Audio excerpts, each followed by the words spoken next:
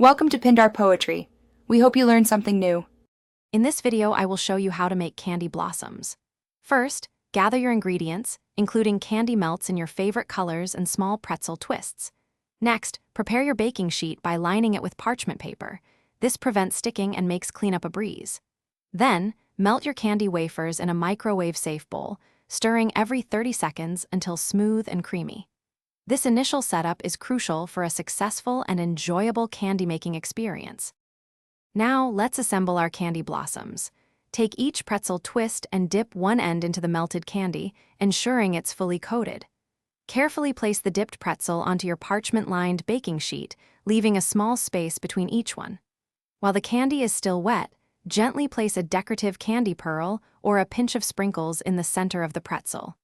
This adds a beautiful finishing touch and a bit of extra crunch. Once all your candy blossoms are assembled, it's time to let them set. You can allow them to harden at room temperature, which usually takes about 30 minutes.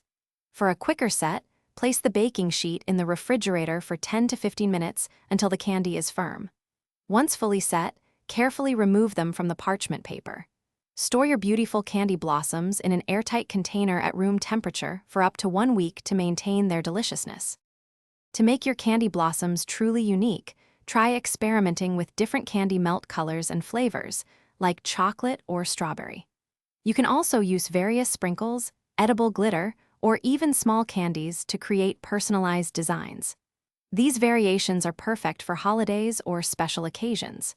Remember to check the description for a link to the Owala water bottle and other great deals. Enjoy sharing your delicious and beautiful candy blossoms with friends and family. Thanks for watching. Consider subscribing if we helped you.